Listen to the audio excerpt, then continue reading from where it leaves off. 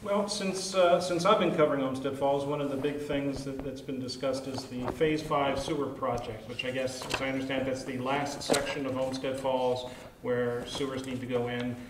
Apparently there have been a lot of problems. It's been delayed. Where does that stand now, and can the city do anything to make this happen faster? I guess those areas are still on septic systems, right? So, I'm sorry, we're up to Mrs. Garrity now? I believe so. I think that, and Mr. Lynn is chairman of utilities, so he might want to start addressing that. All right. 320 homes it affects right now. As the chairman of utilities, I jumped onto this immediately when I got onto council. I can tell you right now, the plan that our former engineer had designed was flawed, and we couldn't conceivably do that project. Mayor Blomquist, under his administration, rejected all bids at one of the final meetings of 2013. They rejected all the bids. They left this thing in our lap. We went out. We had to retrieve the engineering money that had already been spent, bring it back in. Chagrin Valley Engineering did a very fine job getting that money back for us. They re-engineered the project. The project was originally slated for about $4.5 million, $5 million. It ended up being $9 million. Right now, Chagrin Valley Engineering and Mr. Sheehy are trying to secure more funds so that we can move forward with that project. We've got a 75% failure rate of septic systems in that neighborhood. The Cuyahoga County Department of Health has been very, very kind to us. They've allowed these people to ride with what they have right now to make sure that they're not going to go out and spend $15,000 or $20,000, which, by the way, comes out of their pocket right now, where the sewer will come out over a 20-year period as an assessment. We've worked with the Board of Health. We've worked with the EPA. Right now, we've got everything on hold. We're trying to secure the money to go ahead with this project. We've got a good, healthy engineered plan for it. Some of the homes may have to have a grinder pump in them, but that's not that unfortunate. We'll include that in the cost of the sewer installation. But it will move forward someday. Okay. Mrs. Garrity?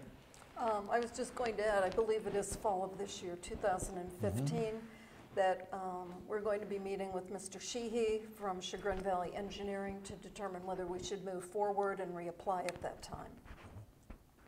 Okay. Mr. Miller? There's no one I trust more on these kind of issues than Jay Lynn here, so I definitely know that he has this under control, but this is something that should be a priority for council. I mean, this is one of the basic utilities throughout all levels of government that we need to be providing for our citizens. Okay. And Mr. Blomquist? The project that the city had been awarded $2.5 million for was essentially, give or take, a $5.2 million project.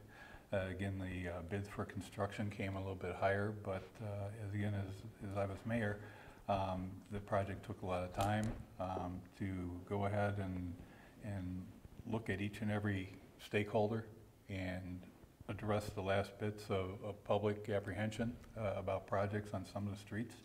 That took time, and the cost went up. That's what we heard, and as the bids came in over, by law we had to reject those bids. I can't comment too much on policy, but it's my rudimentary understanding that, again, this council, again with the new engineer, they're looking at the same area, but getting far higher numbers. Okay, again, I thought they were told that a new engineer could come on in and raise some of the lines up and whatever, and not go so deep on some roads. I don't think they've netted those type of savings that they were initially promised when that engineer came to get the job. What they're doing now is trying to break that into small bits, 80, 90 segments of homes at a certain time. Mr. Lynn's well aware that probably at the end of the day, unless this city contributes a heck of a lot more money, the grant applications they're putting in at 40% or 50% or whatever participation, that even by doing a smaller project, the assessments to those residents are going up from when they were first established, when all we would have had to do at the time would be kick more public money in and get the project done, rebid it.